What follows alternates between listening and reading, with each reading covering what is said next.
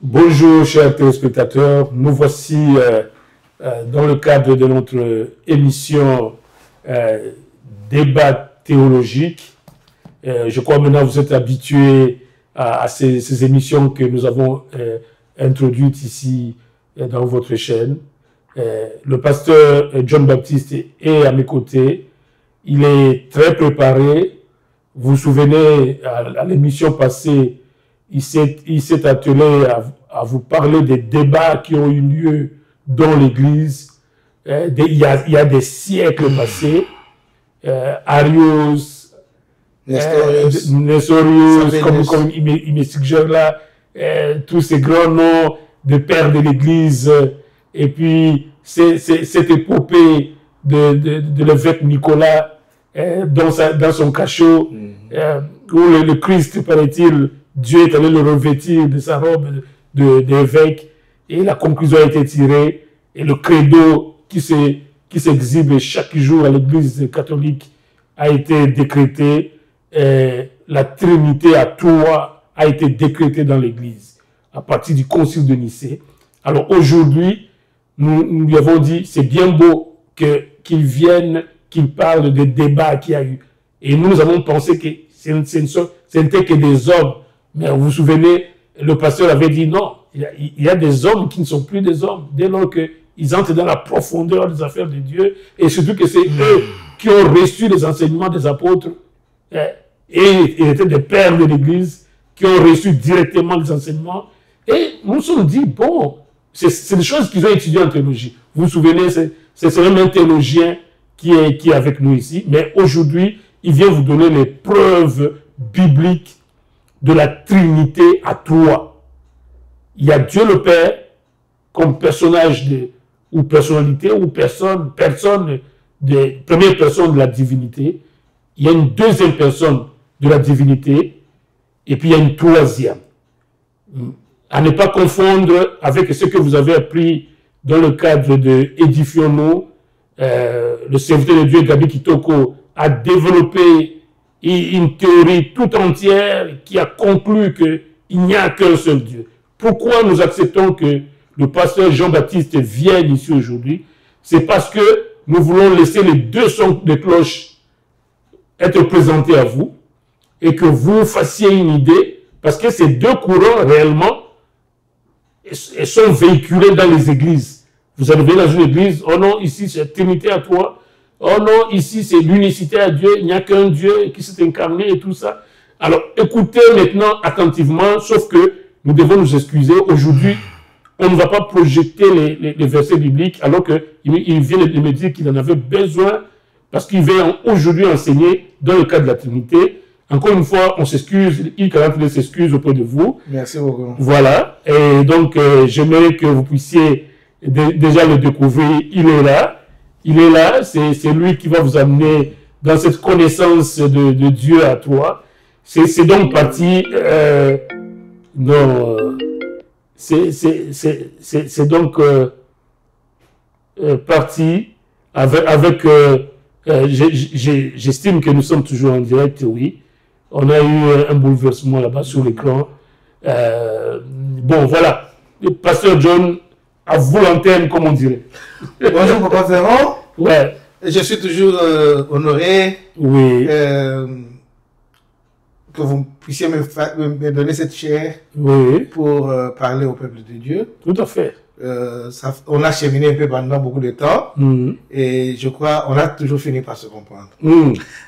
Aujourd'hui, nous allons parler... Quoi de neuf donc aujourd'hui? Nous allons parler de la Trinité, mais je veux amener certains versets bibliques pour appuyer ma perspective sur la Trinité. Tout à fait.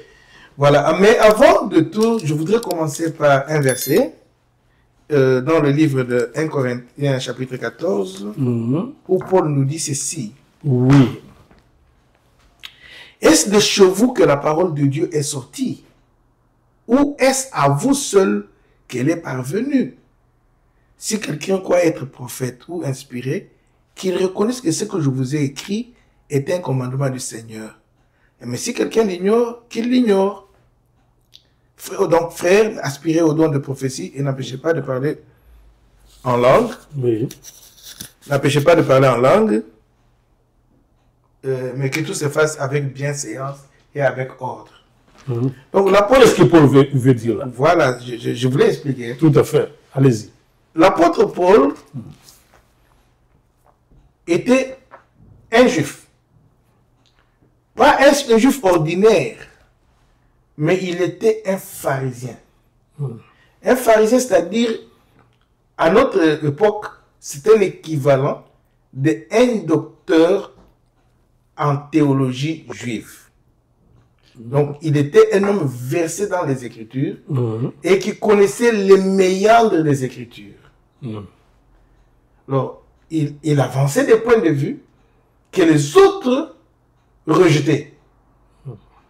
Alors, il veut leur dire, non. Parce que si vous verrez l'intelligence de Paul dans comment il écrit ses Écritures, il se réfère à l'Ancien Testament, il prend des métaphores, tout comme ça, pour expliquer la parole de Dieu. Et la transmettre aux gens pour que les gens puissent comprendre qu'est-ce qui s'est passé réellement en Christ. Alors, les gens le rejetaient. Parfois, il leur a dit qu'il était juif. Il a essayé un peu de vanter ce qu'il était. Mais après, il leur dit non.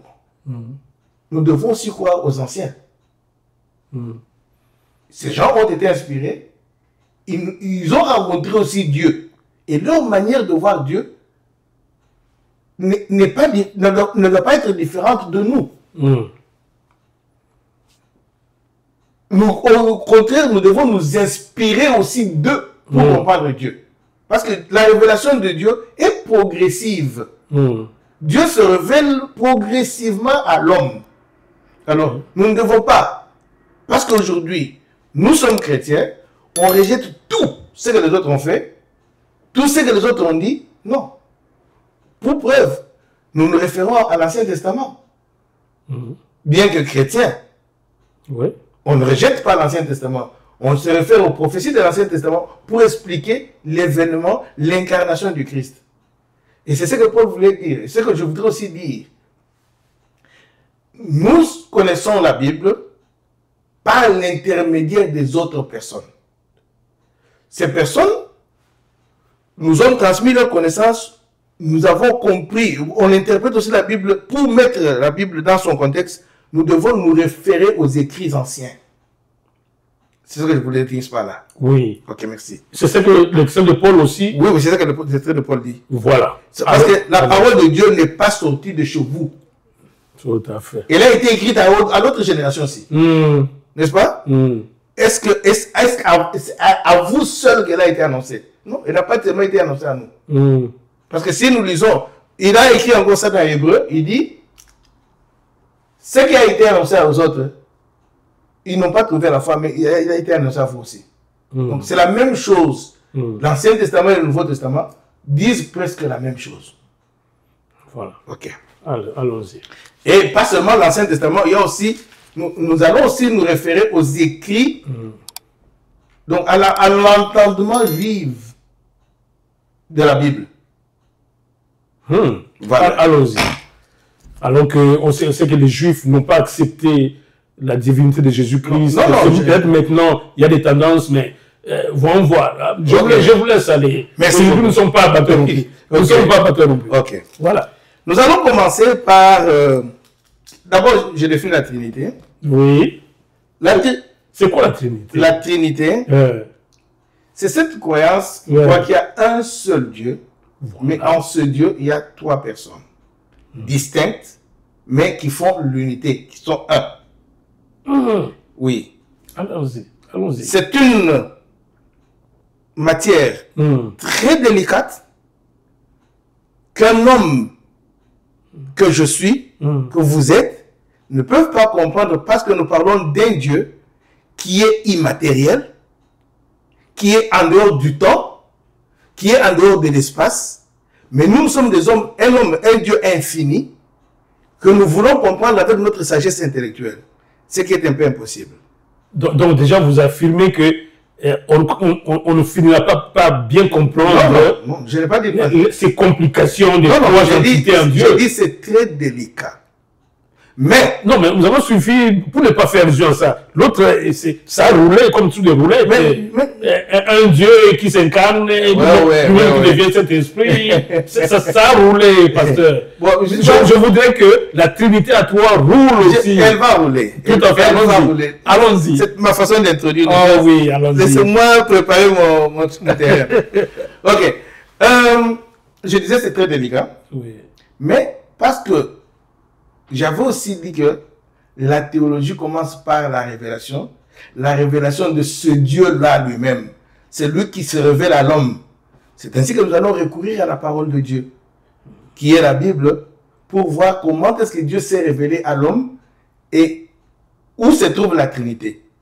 Bien que la Trinité, ce mot la Trinité, ne figure pas dans la Bible. Le mot Trinité ne figure pas dans la Bible. C'est une invention humaine, en quelque sorte. En quelque sorte. Voilà. Bon, mettons ça entre De guillemets. vous les théologiens. Non, pas de nous. De vous les théologiens. Non. Non, N'allez pas ça. comprenez que qui acceptons. ont été les premiers à débattre de cette question? Non. C'est vous les théologiens. J'ai expliqué ça dans mon émission passée. Ah bon, alors. J'ai expliqué tout ça dans mon émission passée. Si vous avez le temps de suivre l'émission passée, Je vais resuivre la chose. J'ai dit ceci dans l'émission passée, j'ai dit, c'était en réponse à une attaque de Celsius à l'église que Tertullien lui a dit, nous ne sommes pas polythéistes, mais nous croyons en un Dieu qui est en toi. Et j'avais dit que le mot tri-unity, unitas, venait comment? Du latin. Du latin. Voilà. Les trois en un. Parce qu'on leur disait que vous adorez trois dieux. Et lui a répondu à cela. C'était ça l'objet. Mais vous donnez l'autorité à Tertullien. Tertullien n'était que un partisan de la Trinité à trois, pasteur. Il n'a fait que répondre, il dit non, nous on n'adore pas trois dieux. Il y a un seul Dieu, mais il y a trois personnes distinctes dans cette unité-là. Oui, ce n'est pas parce que... Mais Tertullien ne doit pas être une grande référence à cette matière. J'ai dit ceci. Tout à fait. Tout à fait. J'ai dit Tertullien, c'était en réponse. En réponse. À une question donnée. Mais qui est Tertullien? C'est un père de l'Église. Un père de l'Église. Voilà. Ok. Pourquoi on peut nier son autorité? Je ne pense pas. On ne peut pas nier son autorité comme ça. Voilà. Ok. Alors, nous commençons par... Utilisez bien votre temps parce que le temps coule vite. Nous commençons par le premier verset. Oui. Qui nous parle de la Trinité dans l'Ancien Testament. C'est Genèse chapitre 1, verset 1. 1 et à 3, on peut dire. Je veux lire pour vous, parce qu'aujourd'hui, nous n'avons pas les Écritures. Nous n'avons pas, sinon on allait placer ça sur l'écran. Au commencement, Dieu créa les cieux et la terre. La terre était informe et vide. Il y avait des ténèbres à la surface de l'abîme. L'Esprit de Dieu se mouvait au-dessus des eaux. Et Dieu dit que la lumière soit, et la lumière fut. Le premier puzzle que nous trouvons dans la Bible ici, c'est le nom de Dieu ici présenté comme Elohim. Eli, c'est un Dieu. Eloha, c'est deux dieux. Elohim, c'est plusieurs. C'est ainsi que ça donne dans l'hébreu. Vous avez le mot séraphim, c'est-à-dire beaucoup d'anges. Beaucoup. Donc quand il y a im, il y a une pluralité. Ok. Ça c'est en grec ou non, en hébreu. En hébreu. Oui. Ok. Oui, allons-y. Donc c'est le pluralité. Alors, la question qu'on se pose est que le nom est pluriel, mais le verbe est singulier. C'est déjà une énigme là-bas que l'on doit répondre. Tout à fait. Alors, pour répondre à cette énigme, nous devions nous référer à comment les anciens juifs lisaient ce verset. Ils le lisaient dans les écritures qu'on nous appelle les Targum. Le Targum, si vous allez sur Internet, vous tapez, on va vous dire, c'était l'interprétation autoritaire des Juifs du Juif du Second Temple, du deuxième temple. Bon, ces gens-là qui attendaient le Messie, ils avaient, comme étant juifs qui étaient partis dans la captivité, ils avaient perdu l'hébreu. Ayant perdu l'hébreu, ils cherchaient comment interpréter la Bible en hébreu. Donc il y avait des rabbins qui étaient comme les pasteurs aujourd'hui. Les rabbins juifs. Oui, des rabbins qui sont qu'on remplace par les pasteurs aujourd'hui. Les expliquaient en araméen, mais avec une lecture commentée. Alors, qu'est-ce que Targum. Oui, le Targum dit ici, Oui. je veux Genèse chapitre 1, Targum Néophiti. Oui. Que le Targum dit. Exploitez votre temps, s'il vous plaît. Okay. J'aimerais que vous puissiez vraiment dire. Okay. From the beginning, with wisdom, the memory of the Lord created and perfected the heaven and the earth. Donc, au commencement, oui, avec sagesse, la parole de Dieu créa et perfected the heaven and the earth. Et elle a créé, elle a parfait les cieux et la terre. Oui. Oui, oui, allons-y, laisse-moi un peu. Non, ça dit que... Oui, oui. On dit ceci, c'est ça, c'est AI, hein, overview. Oui. This translation introduced the concept of memra, for Aramaic word for word, as the divine agent of creation, acting in concert with wisdom and the Lord's creative power. Ok.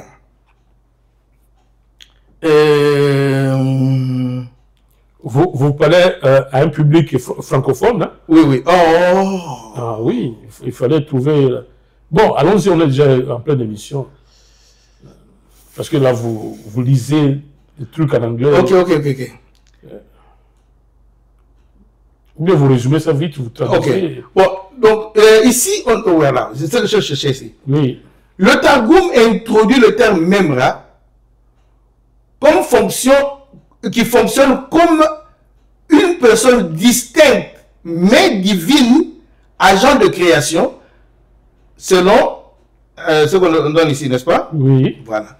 Voilà. Dans le Targum, pour résoudre ce problème de polythéisme, le Targum reconnaît que Dieu était dans Dieu. Il y avait la parole, il y avait le wisdom. Wisdom, la sagesse. Donc, Dieu a créé tout par sa parole. C'est la parole de Dieu qui était à l'œuvre créatrice. Et c'est ce que Jean nous répète dans Jean chapitre 1, l'évangile de Jean. Nous irons là-bas. Donc, on trouve ici deux agents. Et le troisième agent, c'est le Saint-Esprit qui couvait. Couvait, c'est-à-dire, vous savez, comme une poule. Tout à fait. Qui donne la chaleur. Bien sûr. Donc, dans la création, les trois se sont intervenus. Les trois ont intervenu. Oui, intervenus. Okay. Dieu, sa parole et le Saint-Esprit. C'est que Elohim se justifie. Le pluriel se justifie. Il y avait trois. Il y avait trois personnes qui ont assisté dans la création. Il ne s'agit pas ici d'un pluriel de majesté. Non, non. Le pluriel de majesté a commencé, je crois, c'était au XVIIIe siècle, je crois, et c'était ici en Angleterre. Interprétant le même extrait. Non. À autre chose. Non. Le pluriel de majesté n'a jamais existé dans la culture juive, même dans la culture romaine, même dans la culture grecque. Le roi faisait des décrets seul. Le nom de majesté, c'est parce que le roi étant le fideis Deus, donc le vicaire de Dieu sur la terre, il engageait lui et Dieu. C'est pour cela qu'il utilise le nom de la majesté. Donc le nom de la majesté ici ne s'applique pas. Parce qu'à cette époque, les Juifs, eux, ils n'avaient pas de culture. On ne retrouve plus cette formule dans dans aucun décret d'un roi. Non, non, avec les Juifs à l'époque. Même les Juifs à l'époque. Les Hébreux, je veux dire. Oui, les Hébreux, même les des tribus environnantes. Ok. Donc, ce n'est pas une hypothèse. Donc, le faisons l'homme à notre image de Genèse, Voilà. ce pluriel, c'est un véritable, c'est un vrai pluriel. C'est un vrai pluriel. Il y avait le Père qui était en action, Oui. le Fils qui était en action, et le Saint-Esprit qui couvait, comme vous dites. Il y a une chaleur. Il y a une chaleur. Oui, voilà. Démontrer ces choses. Ok. Démontrer ces choses, pasteur. Attends. Il y a un verset que j'aime beaucoup qui démontre la chaleur quand Dieu va créer. Ok. Oui. Voici les origines des cieux, de la terre et quand ils furent créés. Ça, c'est Genèse. Chapitre 2, verset 4. Ouais. Je veux m'arrêter au verset 6. Tout à fait. Ou bien verset 7. Pour ceux qui sont à la maison, de lire Voilà. aussi. Ouais. Voici les origines des cieux, de la terre, quand ils furent créés. Lorsque l'Éternel fit une terre et des cieux, aucun arbuste des champs n'était encore sur la terre. Aucune herbe de champ ne germait encore.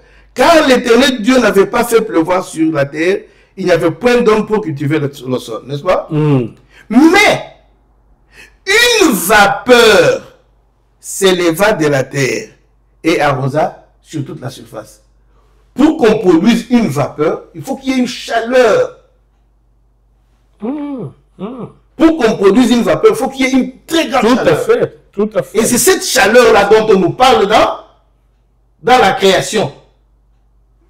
Le ciel et la terre étaient informes, vides. Le Saint-Esprit couvait. Donc, il a participé dans la création. Donc, c'est lui qui a fait germer cette chaleur. Parce que je dois avouer que ça, c'est très révolutionnaire. Voilà. Je voudrais vraiment que vous puissiez expliciter bien. Pour qu'il y ait une chaleur. Donc, quand la poule... C'est ce que la Bible dit, vraiment. Mais j'ai lu ça. Oui. J'ai lu ça. Une vapeur s'éleva de la terre et arrosa toute la surface de la terre. Comment est-ce que cette vapeur est venue? Parce qu'il n'y avait aucun arbre. Comment est-ce que cette vapeur-là est venue? C'est parce que j'ai expliqué. Donc, c'est pour dire qu'il y avait une action distincte de Dieu, une nouvelle action de cette chaleur. La chaleur est venue. Donc, tu vois que c'est l'action du Saint-Esprit. Voilà.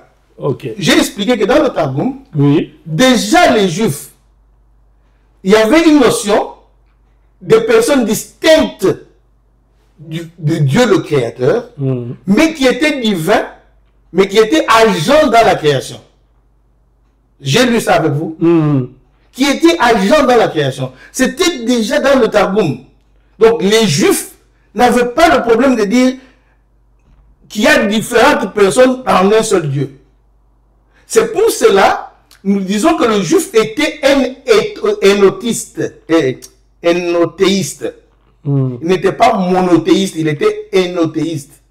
C'est-à-dire, il croyait qu'il y avait un Dieu, mais avec l'existence d'autres personnes divines. Tiens, bon. Vous comprenez? Oui. Et c'était ça. Si nous allons avec le Targum un peu plus fort, alors vous allez remarquer que parfois, là, quand on dit Yahvé avait dit, on dit toujours la parole de Dieu. Je peux vous surprendre quand, si nous lisons le Targum sur Genèse chapitre 22, quand Abraham est allé offrir Isaac. Le Targum dit ceci. Au lieu de dire ce que le verset ici dit. Mais pasteur, maintenant, c'est seulement Targum. Oui, ça, c'est un livre juif pour l'interprétation des Juifs dans leur captivité, ou je sais pas moi. Mais la Bible est là. Mais c'est ça. Mais il faut faire parler notre Bible ici. J'y vais. Oh, alors, c'est ça que je fais. C'est ce que je suis en train de faire. Faites parler la Bible. Quand je parle de Targum. Parce que, où est-ce que d'abord on peut trouver Targum? Il peut taper sur Internet. Sur Internet. Donc, vous êtes libre. Targum, c'est un document. Il peut mettre un verset officiel de. J'ai donné le verset. Il tape. Il dit Genèse par exemple chapitre 1. Oui. Targum Néophiti. Et ça va sortir. Le verset va sortir. Et sa traduction en son commentaire dans le Targum. Ce n'est pas pour rien que j'ai donné le premier verset Faveur. Oui. J'ai dit, oui, nous connaissons Dieu au travers des Juifs. Avec l'Ancien Testament. Avec l'Ancien Testament. Ces gens-là avaient une compréhension, même du Messie qui devait venir, qu'il était divin. Mais pourquoi ils ont loupé alors? Non, pourquoi que ça serait un guerrier qui les sortirait? Oui, mais ils avaient une interprétation, c'est pour cela. Ah, vous voyez, il y a une interprétation. Non, parce que le Targum, ce n'est qu'une interprétation. Non, mais nous voici avec les Juifs qui ont loupé complètement l'arrivée de Jésus-Christ. C'est possible. En pensant que c'était un guerrier qui venait alors que c'était un pacifique. Les commentaires, les croyances qu'ils avaient, était telle que je suis en train de vous le dire. Je vais y aller avec des... C'est moi j'ai dit, nous respectons. Laissez-moi. Le Targum existe. Oui, il existe. Oui. Parce que tout ça c'est pour tous ceux qui nous suivent. Que il y a le Targum, vous avez dit, c'est un livre d'interprétation. C'est pas une nouvelle Bible. C'est un livre d'interprétation que les Juifs avaient quand ils étaient en captivité. Voilà. Maintenant, parce qu'il faut préciser qu'ils comprennent c'est quoi Targum. Parce que lorsque les gens disent des choses, ils vont te dire que les Juifs croyaient en un seul Dieu. Mais moi, je vous amène pour dire que cette croyance-là, cette assertion-là, n'est pas vraie. N'est pas vrai comment? Non, parce que je donne une preuve de comment les Juifs comprenaient Elohim. Comment les Juifs comprenaient Elohim? Donc, nous ne pouvons pas donner je ne donne pas mon opinion. Non. Ça, c'est une... Je te dis... Targum, donc, c'est l'interprétation. Comment les Juifs... C'est une interprétation autoritative des Juifs. Donc, c'est-à-dire, c'est comme ça qu'on enseignait la Bible dans le milieu juif avant que Christ vienne. Mais vous permettez, c'était pas prévu que je vous... C'est une façon de vous permettre que votre message passe. Mais maintenant qu'on sait que les Juifs, comment on peut faire confiance aux Juifs sur l'interprétation de Dieu quand ils ont passé à côté? Ils n'ont pas tous passé à côté. Il y a une partie. C'est maintenant qu'il y a la tendance chrétienne qui commence à entrer et tout. Non. Mais les Juifs, Jésus est mort. Non. Il a dit, écoutez-moi. Le Saint Barabbas, c'est des... Jésus est mort selon les Écritures. Mais ce sont les Juifs, Pierre, Paul, qui à part oui, ces apôtres étaient des Juifs. Ils étaient tous des Juifs. Oui, des Juifs. Et ce sont eux qui nous ont amené encore les Écritures. Parce que nous lisons Paul. Il n'a pas cessé d'être juif parce qu'il est chrétien. Non, juif. Pierre n'a pas cessé d'être juif. Jacques. Ce sont des juifs. Des juifs. Et qui avaient cet entendement-là. Juifs, mais proches de Jésus-Christ. C'est pas ses disciples. Oui, ses disciples, mais qui ont compris les Écritures. Parce que Paul n'était pas disciple de Jésus. Et Paul a été transformé. Voilà. Mais il a amené son expérience. Il a amené les allégories.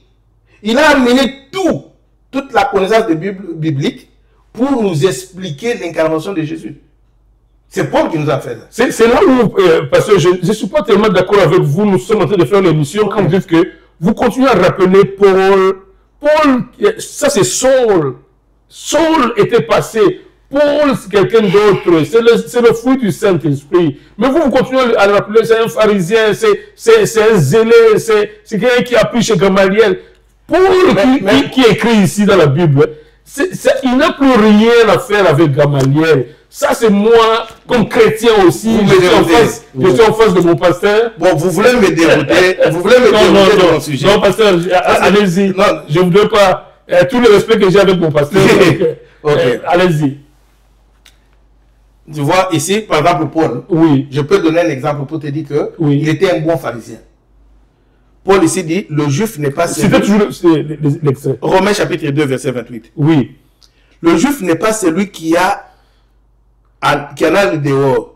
La circoncision, ce n'est pas celle qui est visible dans la chair. Mais le juif, c'est lui qui est de l'intérieur, qui est intérieurement. Et la circoncision, c'est celle du cœur, selon l'esprit et non selon la lettre. La louange de ce juif ne vient pas de Dieu, mais pas des hommes, mais de Dieu. Mais ne vient pas des hommes, mais de Dieu, n'est-ce pas? Si nous voulons aller dans l'Ancien Testament, vous verrez, il est allé prendre un verset de Deutéronome qui parlait de tous un juif, tout celui qui était né sur le territoire israélite, même un étranger, et qui avait part à l'héritage de Dieu. Donc, Oui. qui avait part à l'héritage de Dieu. Et il prend ce verset, il tire ce verset de là. Tu verras que Pierre, quand il parle du Saint-Esprit, il va dans le livre de Joël. Il tire un verset là-bas. Il vient nous l'expliquer.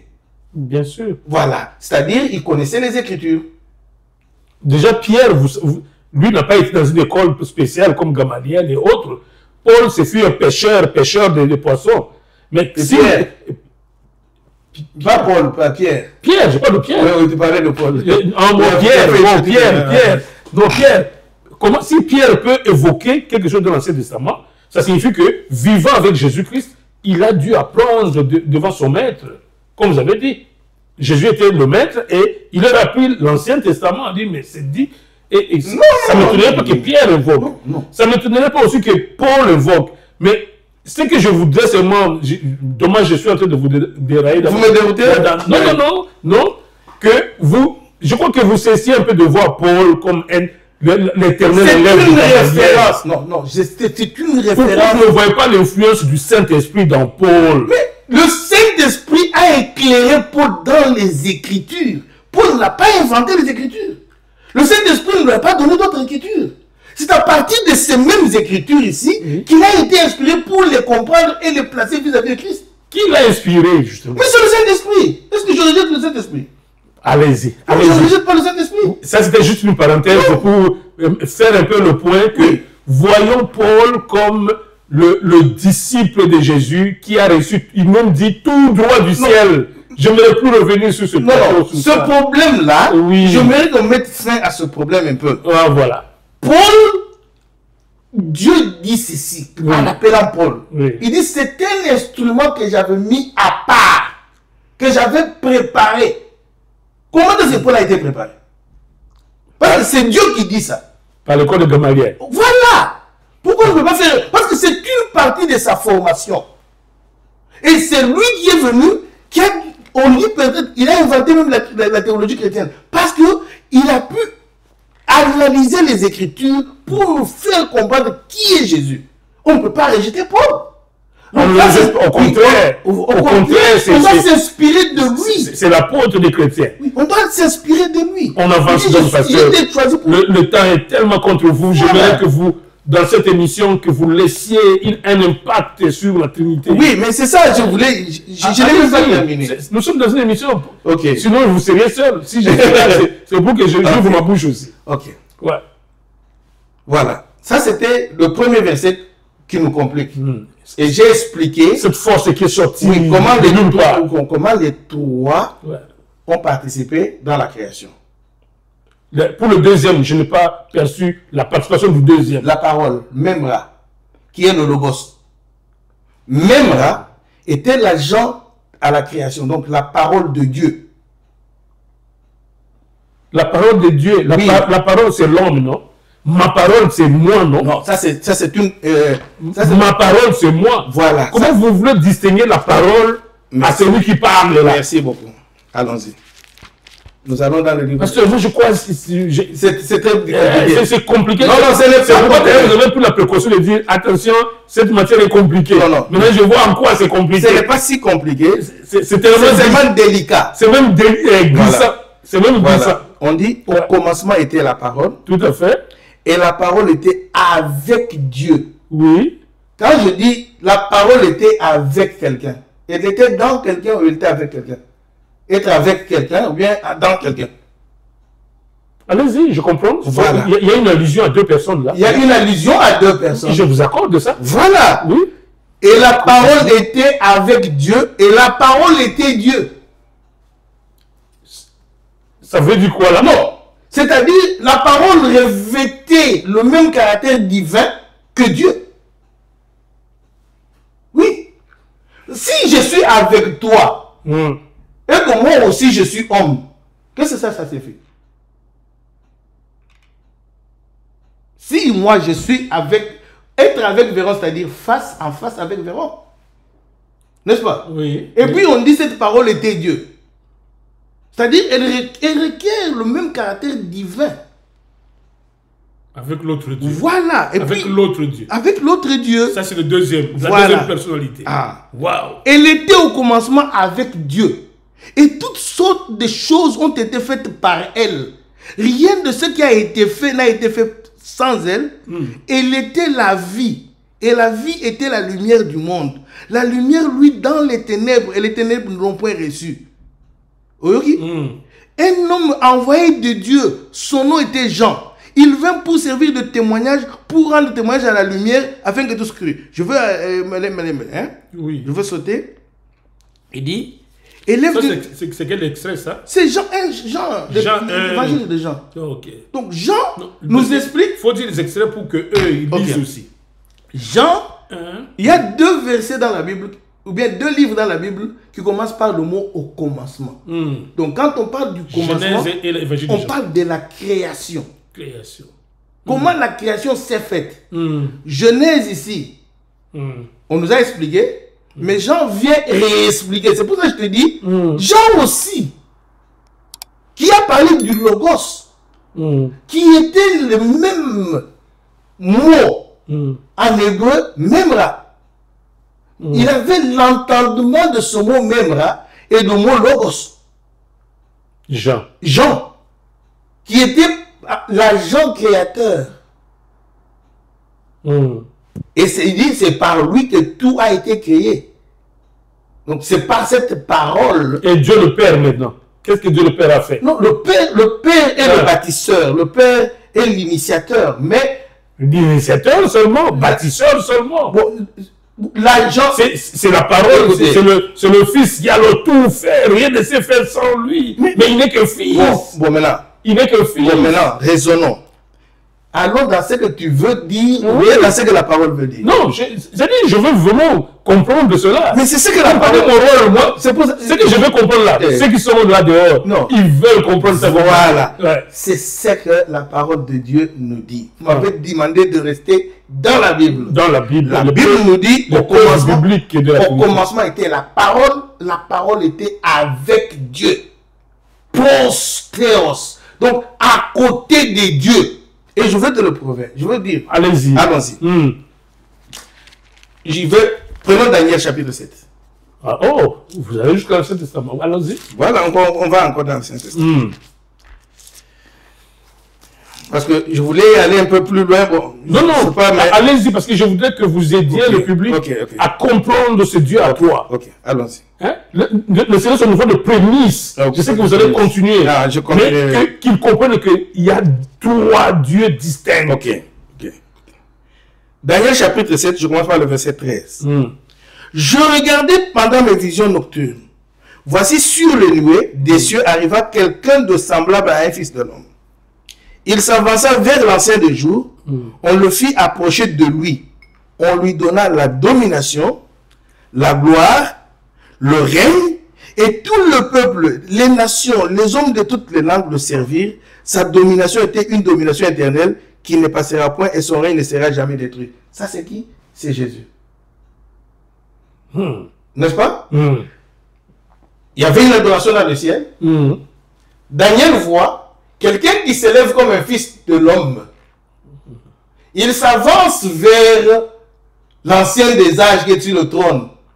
Celui-ci lui remit tout le royaume. Il est devenu le roi de rois. N'est-ce pas? Toutes les nations vont l'adorer. N'est-ce pas?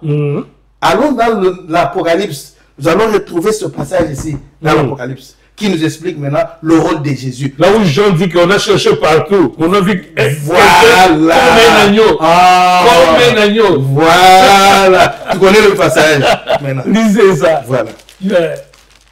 Chapitre 5. Ok? Il dit, c'est Apocalypse. Apocalypse chapitre 5. Verset. Ok, je vais donner le verset. Tout à fait. Il dit, je vis dans la main droite de celui qui était assis sur le trône un livre écrit en dedans et en dehors, scellé de 7 sceaux. Oui. Je vis un ange puissant qui criait d'une voix forte, qui est digne d'ouvrir le livre et d'en rompre les sceaux. Personne dans le ciel, ni sur la terre, ni sous la terre, ne put ouvrir ni regarder le livre. Je pleurais beaucoup de ce que personne ne fut trouvé digne d'ouvrir le livre, ni de le regarder. L'un des vieillards me dit, ne pleure point. Voici le lion de la tribu de Juda. Le rejeton de David a vaincu pour ouvrir le livre et c'est cette sceaux. Je vis au milieu du trône 4 êtres vivants, au milieu des vieillards, un agneau qui était comme immolé. Il avait les 7 cornes, 7 yeux qui sont les 7 esprits de Dieu envoyés par toute la terre. Il vint, il prit le livre de la main droite de celui qui était assis sur le trône. Quand il eut pris le livre, les 4 êtres vivants, les 24 vieillards se prosternèrent devant l'agneau. Qui a pris le livre du... Tenant chacun une harpe, donc une guitare, hein, Tout à fait. des coupes d'eau remplies de parfums, qui sont les prières des saints. Il chantait. Ce qui est très intéressant, c'est quand il a pris la coupe de qui? Je veux voir ces distinguos-là. Ouais. Ces deux personnages. Celui qui était assis sur son trône et lui, l'agneau, vient prendre. Je veux voir les deux personnes. Ok. Allez, l'agneau qui était immolé. Reprenez ça. Il prit le livre de la main de celui qui était assis sur le trône. C'est qu'il y a le Dieu assis sur le trône. Il vient. Je parle de cette vision de Daniel. De Daniel qui est reporté par... C'est ce qui est reporté dans la vu parole. aussi par... Parce que l'Apocalypse, c'est la révélation de Jésus. De Jésus. De Jésus, Okay? oui. Mais on nous dit exactement ce que Daniel avait vu. Avait vu aussi. Jadis. Ok? Que il chantait. celui-là comme un agneau. Yeah. Il chantait un cantique nouveau.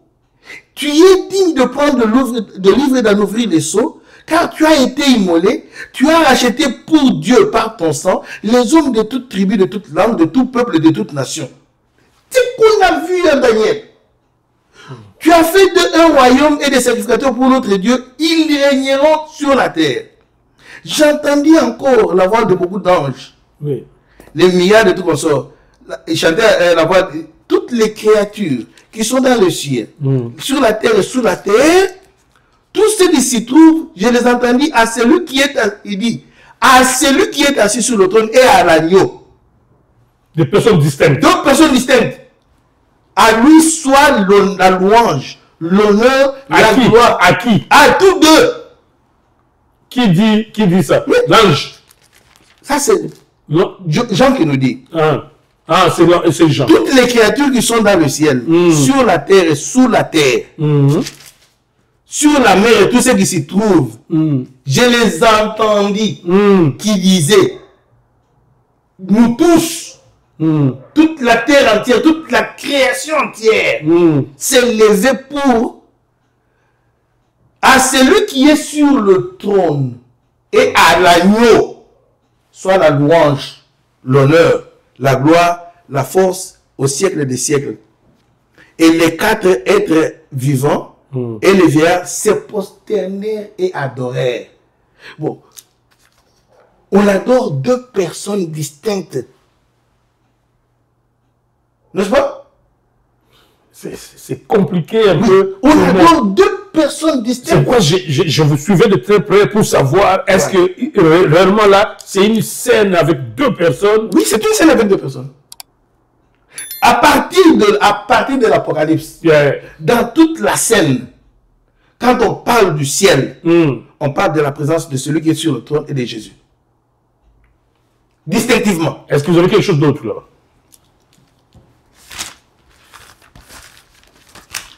Apocalypse chapitre 22, je crois, oui. Oui. Ça va déborder les temps. Mais je veux que vous arriviez à un point culminant pour que votre message passe. Je ne vis point dans le temple la ville, car le Seigneur Dieu Tout-Puissant, n'est-ce pas? Oui. Et son temple ainsi que l'agneau. Car le Seigneur, vous dites? Apocalypse chapitre 21, verset 22. Oui. Je ne vis point de temple dans la ville, car le Seigneur Dieu Tout-Puissant est son temple ainsi que l'agneau. Toi, tu as fait la grammaire, non? Non, je vois ici, je vois deux personnes distinctes ici, ouais. La ville n'a pas besoin du soleil ni de la lune pour éclairer, car la gloire de Dieu l'éclaire et l'agneau est son flambeau. Il est toujours la lumière. Ici, c'est l'Apocalypse. C'est l'Apocalypse, n'est-ce pas? Oui, mais est-ce que vous avez des extraits? Parce que ici, c'est une vision. Une vision... des apprentis sorciers, comme je dirais. Okay. Je dirais que ça, c'est un rêve. Ça, je vois Ésaïe 48. Bon, ça, c'est un prophète, oui, allons-y. Ésaïe 48. Celui qui a dit, un fils nous est né. Voilà. Un enfant nous est né. Un fils nous est donné. Qui sera appelé éternel. Et tout ça, non, je crois, on a lu ça. J'étais aux anges, je dis, waouh! Approchez-vous de moi et écoutez. Oui. Dès le commencement, oui. Je n'ai pas parlé en cachette. Oui. Dès l'origine de ces choses, j'ai été là. Maintenant, le Seigneur, l'Éternel m'a envoyé avec son esprit. C'est Jésus qui dit, qui parle d'un Dieu qui l'a envoyé avec l'esprit. Donc, 3 personnes. N'est-ce pas? Voilà. Je veux encore mais je n'ai pas bien perçu. J'y vais encore. C'est dommage. Je veux encore relire. Oui. Approchez-vous de moi et écoutez. Oui. Dès le commencement, je n'ai point parlé en cachette. Dès l'origine de ces choses, j'étais là. C'est comme si c'est Dieu qui parle, comme si c'est Jésus qui parle. Allez-y, c'est pourquoi je dis... Voilà. Ainsi parle l'Éternel, ton Rédempteur. Non, non. Ah. Approchez-vous de moi. Dès le commencement, je n'ai point parlé en cachette. Dès l'origine de ces choses, je n'ai point. J'étais là. Maintenant, le Seigneur, l'Éternel, m'a envoyé avec son esprit. Qui fut envoyé pour venir à nous? Qui est notre Rédempteur? Ainsi parle ton Rédempteur, Saint d'Israël. Moi, l'Éternel, ton Dieu. Qui est ce Rédempteur? Ce n'est pas Jésus? Et Jésus dit qu'on m'a envoyé moi et mon Père et le Saint-Esprit. Le Père m'a envoyé moi et le Saint-Esprit. Et pour vous, le Père est qui? Le Père est esprit ou il est chair ou il est quoi? Je répondrai, il est immatériel, il est esprit. Il est esprit? Oui, parce que... S'il est esprit, quel autre esprit vous voulez inventer pour qu'il représente les saints? Je n'invente rien. Non, moi je ne dis pas vous. Non. Je dis pour ceux qui prennent la Trinité, qui a le Saint-Esprit, c'est une entité à part. Lui-même, Dieu lui-même est esprit. Mais comment on peut encore parler d'un autre esprit agissant au ciel lors de la création? C'est pour cela. C'est quand même... Non, non, écoutez. Alors, si Dieu est esprit, oui, et il est au-delà de notre compréhension. Et l'Esprit Saint, c'est lui qui est dans notre compréhension. L'Esprit Saint vient nous éclairer, nous révéler. Et l'Esprit de Dieu, alors? Oui, mais Dieu qui est esprit, cet esprit-là ne peut pas nous révéler aussi. Est-ce que nous avons... C'est une façon pour moi de casser... Ça, c'est une façon anthropomorphique. Ah, là, vous utilisez les mots compliqués des scientifiques. Non, ça, c'est-à-dire... Là, c'est j'ai écarté beaucoup de gens dans le discours. Écoutez-moi. J'ai fait une erreur terrible. C'est une erreur terrible. Pardonnez-moi, peuple de Dieu. C'est une erreur où l'homme veut réduire Dieu à la dimension de l'homme. Parce que quand tu veux comprendre Dieu, s'il doit être comme toi. Pas nécessairement. Non. Mais c'est ça, parce que... Nous disons Dieu... C'est moi qui vais poser la question. Dieu est un homme, c'est une chair ou c'est un esprit? Oh, esprit. Ok. Parce que la Bible dit qu'il est esprit. Pourquoi vous voulez chercher un deuxième esprit agissant au sein de la Trinité? Nous ne cherchons pas. Pourquoi vous le voyez ici? Non, écoutez. Vous le voyez ici, même dans Targum. Pourquoi? Laissez-moi vous dire. Allez-y. Posez la question. Allez-y. Écoutez. Je crois notre émission, je vais vous donner un temps de conclure un peu, parce que là, vous lisez les extraits bibliques, mais je vous donnerai même 10 minutes pour que vous fassiez un résumé, pour que vous expliquiez maintenant aux gens, au peuple de Dieu, qu'il y a 3 dieux et non un seul qui tourne autour et qui boucle la boucle. Voilà. Ça, il y a, en tant qu'humain, nous ne pouvons pas saisir la dimension de Dieu. Même tous ceux qui donnaient des visions, les Ésaïe et tout consort, ils disent toujours, ils ne peuvent pas décrire Dieu. Parce qu'ils disent, j'ai vu comme. Comme n'est pas une description. Bien sûr. Donc, il représente. C'est ça qui fait qu'il soit Dieu. Il représente quelque chose de semblable que l'homme peut comprendre. Mais il est en dehors de notre compréhension. Bon. Maintenant, quand c'est des questions ce Dieu-là est compréhensible, mais c'est Jésus qui est aussi Dieu, qui est compréhensible, bon, et le Saint-Esprit aussi compréhensible. C'est parce que vous m'avez. Il n'y a qu'un qui est incompréhensible. C'est parce que vous m'avez pas laissé. Parce que John. Non, c'est parce que vous m'avez pas laissé développer. Quand je parlais encore de Genèse, je disais les Juifs, ils savaient qu'il y a dans la croyance juive. Oui. Ils savaient qu'il y a deux dieux. Oui. Un Dieu qui est esprit. Et un Dieu qui est visible, qui peut être visible, parfois invisible, mais qui deal avec l'homme. C'est pour ça que je suis allé au Targum pour vous expliquer ça. La croyance que nous voulons donner aujourd'hui n'est pas de nous. Même le juif ancien, il croyait cela. C'est pour ça que dans tout ce qu'on a dit, Dieu a fait, il remplace toujours par la parole de Dieu. Paul qui a assis la doctrine chrétienne, est-ce qu'il fait un distinguo entre Jésus et Dieu tout? Oui. Alors, allez-y, parce que je voudrais que vous veniez avec des éléments probants. Ok, dans toutes les Écritures. Pour que ceux qui suivent cette émission quittent avec quelque chose. Okay. Jusque-là, j'ai du mal à voir le public quitter avec une confirmation qu'il y a toi, Dieu. Ça peut être ta pensée. Non, c'est pourquoi je voudrais que vous puissiez les amener, parce que c'est Paul qui a bâti la doctrine de l'Église. Okay. Si Paul a dit des choses comme ça, bon, on va dire, mais quand c'est Paul, ça c'est le fruit du Saint-Esprit. Ça c'est Paul. Nous tous nous inclinons. Paul. Oui. Qui après que les disciples aient reçu la révélation, n'est-ce pas? Oui. Il nous dit ceci. Que la grâce du Seigneur Jésus-Christ, l'amour de Dieu et la communication du Saint-Esprit soient avec vous tous. Pourquoi il n'a pas dit? Il devait se limiter à un seul Dieu. Non. Qu'est-ce qu'il dit? Il parle de Jésus. Même ceux qui parlent de l'unicité de Dieu, ils disent toujours qu'il y a un Dieu tout-puissant qui lui-même... Que faites-vous de l'incarnation? Mais c'est ça. Abordez ça un peu. Mais là, abordez ça parce que c'est l'incarnation qui fait que Dieu lui-même a pris chair. Et c'est cette chair-là, Jésus, qui est devenu Christ, Saint-Esprit en nous. Hope of glory. Mais, pasteur, allons-y. Bon, je voudrais que le peuple de Dieu quitte avec quelque chose ici de cette émission. Jusque-là, faites-moi sentir ça. Je lis Jean chapitre 1. Oui. Sur l'incarnation. Ok? Qu'est-ce que... il dit... Jean 1. Oui, c'est Jean chapitre 1. Le Logos. Le Logos, oui. Oui. Il parle de Logos. C'est la Bible qui nous dit ça. Moi, je ne cherche rien. Je ne cherche rien à vous convaincre. Je parle avec les Écritures. Les Écritures disent ici. Oui. Au commencement était la parole. La parole était avec Dieu.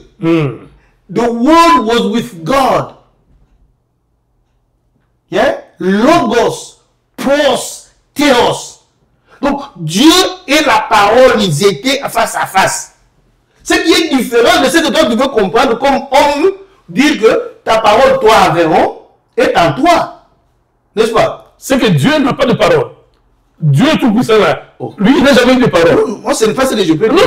Non, parce que c'est ce que la Bible dit. Nous voulons comprendre ça. Mais si Dieu, le tout puissant sur le trône là, a eu une parole, mais alors comment vous voulez faire le distinguo entre cette parole et une autre parole à part? Ça, c'est votre façon de comprendre la parole. Parce que nous cherchons à comprendre. Écoutez-moi. Oui. Vous représentez la parole comme un homme. C'est Véron avec sa parole. La parole, c'est l'identité de l'homme qui parle. C'est pourquoi on peut distinguer, ça c'est la voix de Véron, ça c'est la voix de Pasteur John. Écoutez, ma parole c'est moi, votre parole c'est vous. Ça c'est la compréhension humaine. Pasteur. Mais là, tout est mystère dans cette mystère. C'est pour ça qu'on appelle ça le mystère de la Trinité. On appelle cela mystère de la Trinité. Je me souviens quand j'étais au séminaire catholique, on appelle cela on parlait toujours de ça. Oui. C'est le mystère, c'est un mystère. Personne ne peut comprendre. Même le théologien, même n'importe qui n'a pas compris cela. Mais pourquoi quand d'autres qui expliquent l'unicité de Dieu Mais ça roule comme sous des roulettes. Ça roule pas. Ces trois scénarios, ça roule comme des roulettes. Ça rencontre seulement... boucle la boucle même. Ça rencontre seulement la pensée humaine. Ah bon? Voilà, c'est ça, c'est pas la vraie révélation, c'est celle-ci. Vraiment, vous croyez ça? Oui. Mais c'est ça la parole de Dieu. Il est là. C'est Jean qui nous présente Jésus, qui a vécu avec lui. C'est Jean qui nous présente Jésus. Il a vécu avec lui. C'est ça la parole de Dieu. Bon, je n'ai pas d'autres commentaires à donner. Si c'est que la parole, parce que c'est Dieu qui nous révèle ce qu'il est. Je veux bien, pasteur. La parole, écoutez. Dis seulement que la parole dont on parle au commencement, c'est une autre parole que Dieu n'a pas. C'est pourquoi je pose la question. Dieu n'a pas la parole. Non, c'est ça que tu es en train de dire. Non, je pose la question.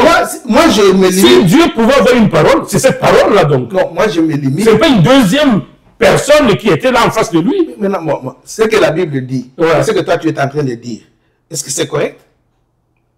Si vous voulez que je reste dans la Bible, pas dans mes commentaires, ce que la Bible nous dit ici, oui, et ce que vous croyez, est-ce identique? Parce que c'est invraisemblable. Ça peut être oui, c'est ça, c'est pour cela que nous appelons ça le mystère. Toi, Dieu, non, égaux. On dit pas et puis ils sont égaux. Ils sont... il y a première personnalité, deuxième personnalité, troisième personnalité. Écoutez. Ah non, pas ça. Non. Non. Écoutez. Je veux bien. Moi, j'anime l'émission. Que les gens qui êtes là, suivez notre débat et puis faites-vous une idée. Allons-y. Ouais. Les Écritures disent autre chose. Oui. Toi, tu amènes un commentaire purement humain. Non, c'est un commentaire basé sur des enseignements d'une certaine trinité, unicité en Dieu. Mais bon, moi, après... Unicité en Dieu. C'est pourquoi on refuse... Je me dis que non, cette parole, c'est la parole de ce Dieu, lui là, le Créateur, le Elohim là, le Yahweh là. Nous irons là-bas. C'est ce Yahweh là qui avait la parole, et cette parole, la Bible dit, vous n'avez pas cité ça. Cette parole s'est fait chair. Mais j'ai lu tout. J'ai lu tout. Vous n'avez pas lu ça, pasteur? Je peux lire ça. Cette parole s'est fait chair. Oui, mais... Et elle a habité parmi nous. Et c'est cette parole qui est devenue Christ aujourd'hui en nous. Et dont l'apôtre dit... excusez. C'est le hope of glory. Papa Véron. Oui. Vous m'amenez un peu très loin. Il fallait laisser... Parce que vous avez des... Vous avez avalé des salades, hein? Non, excusez-moi de dire ça. Non, salade, c'est pas un mot adapté ici. Merci parce que salade, c'est du mélo. Ok. Ah non, ça ne peut pas être du mélo. Excusez-moi alors. Je retire mon mot. Hein? Oui, priez à retirer ça. Je retire le mot. On n'a pas avalé de salade. Ok. C'était de la nourriture. Ok. Qui peut-être n'est pas celle que vous avez, la bonne. Non, la qualité aussi, c'est trop prendre position. Ok. Peut-être une nourriture qui n'est pas votre préférence. Là, c'est ma position. Qui n'est pas votre préférence. Pas ma préférence. Tout à fait. Allez-y, je suis en train de finir l'émission, pasteur. Au commencement était la parole. Oui. La parole était avec. Être avec quelqu'un, ce n'est pas être dans quelqu'un. C'est être avec quelqu'un. Ce n'est pas nous qui nous informons. Si vous dites que tous ces gens qui ont écrit ici ont été inspirés de Dieu, n'est-ce pas? Oui. Donc, cette parole vient de l'inspiration de Dieu. Si nous rejetons ça, nous rejetons Dieu. Mais vous dites les théologiens refusent Dieu. Mais je vais dans la parole, vous dites non, vous ne comprenez pas ça. Mais c'est la parole d'abord. Alors, comment cette parole maintenant a pris cher? Ah bon? Maintenant, on dit elle a pris cher, c'est-à-dire elle a élu. Donc, quand on dit prendre cher, elle a élu son tabernacle parmi nous. Ah, ça c'est compliqué, pasteur. Mais comment ça peut être compliqué? Ah, cette théorie. Mais je pense que le pasteur m'a amené sur quelque chose. Quelle théorie? L'émission se termine sans être convaincu, pasteur. Comment tu ne peux pas être convaincu? Ah non. Donc, tu fais l'effort de ne pas comprendre. Un scénario au ciel à toi. Et puis vous parlez d'une force physique, une masse de... Si Newton, celui qui a créé la force, la formule de la force en physique, s'il pouvait, il pouvait nous fixer si cette force-là, le Saint-Esprit devient une force parce qu'il y a un Ningi Sakilo là. Ah non, pas ça. Parce que Natangeli va verser. Oui. Non, parce que je me dis, même quand on lit là, tu veux que là, ça n'a pas. Imaginez-vous, vous localisez le Saint-Esprit de la Bible par cette force-là. Non. Cette force qui a retenti au ciel. La Bible nous dit ceci. Le Saint-Esprit, couver, c'est-à-dire quoi? Mais quand une poule couve, qu'est-ce que ça produit? La puissance de Dieu, ça produit la chaleur. Le Dieu sur le trône, il ne pouvait pas couver l'espace. Il avait besoin d'une autre personnalité pour couver cet espace-là. Ça, c'est quelque chose. Non, c'est-à-dire que le ciel, il y avait on dit Dieu créa. C'est toujours élu, Dieu forma l'homme. Donc l'œuvre du ciel est décrite dans la Bible que ce Dieu, un Dieu faisant l'œuvre de la création. Non. Un Dieu faisant l'œuvre de... Non, mais quand il a formé, il a dit, il créa, et puis il forma avec sa main. Est-ce que tu peux me... Il y avait trois mains six mains qui formaient l'homme. Maintenant, moi je me mets ici, tu m'expliques maintenant, avec des versets bibliques, comment est-ce que ce Dieu-là... oui, oublie ce que je dis. Non, pas ça, un gars vous fait l'ignorance. Mais ce qu'on a la Guinée, c'est la paix, ça m'a été. Yo, la Robi Mabé, n'est-ce pas? Oui. Ce qu'on a dit, ce qu'on appelle la femme, yo expliqué là, passage où il a fait sur on peut expliquer là, passage où il a fait sur la Genèse, ou expliquer en la n'engue na yo, pour la comprendre que non, c'est ça la tâche que vous avez dans cette émission. C'est ça la tâche. Je crois peut-être que cette émission va se suivre. On a débordé largement le temps. Je pensais que dans cette matière, pasteur, moi je crois qu'il faut circonscrire les éléments clés de la chose. Parce que vous avez laissé ça élastique, c'est pourquoi, bon, c'est resté élastique. Non, je n'ai pas laissé élastique. Tu ne me laisses pas parler. Non. Mais nous, on a développé la Genèse chapitre 1. Je ne vous coupe pas, mais les questions, ça fait partie de l'émission. Je pose des questions aux autres qui passent ici. Non, je ne pose des questions. Tu ne poses pas. Je ne pose pas. Non, tu ne poses pas des questions. Je ne pose pas. Non, franchement, je te dis ça. Oh, mon Dieu. Je ne pose pas de questions. Bon, maintenant, moi, je pose maintenant des questions. Un dernier mot, parce qu'on est... J'ai prévu cette émission à 30 minutes. On a fait 1 heure. Concluez, s'il vous plaît. Je vous donnerai encore du temps la fois prochaine pour que vous puissiez revenir sur ce même thème. Je veux revenir. Continuer sur le même thème. Je veux continuer sur ce même thème. Tout à fait. Pour expliquer maintenant le rôle de toutes ces 3 personnes dans la création. Aujourd'hui, c'était une introduction. J'ai donné des versets. Oui. Et j'ai donné des références. Tout à fait.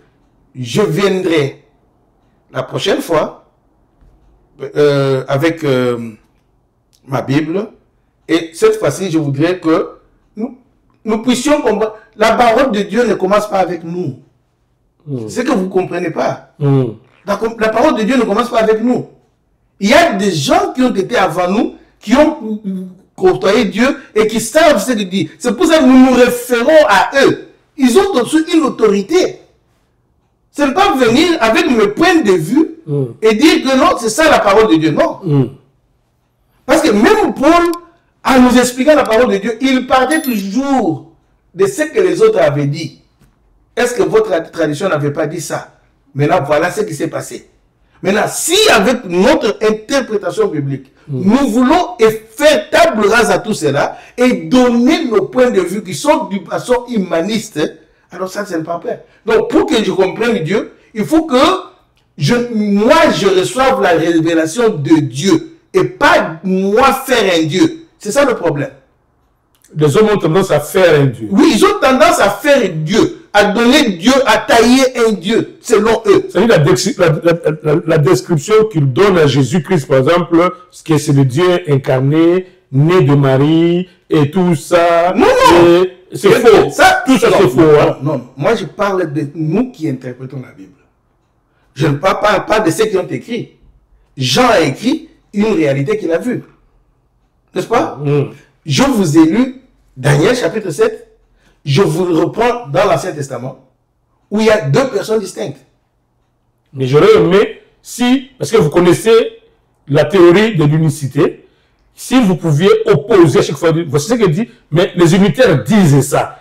Comment vous conciliez les deux? C'est une façon, hein, parce qu'il y a des gens qui sont contaminés aussi là dehors, de leur permettre que non, voici la vraie version. Mais les unitaristes vous disent ça.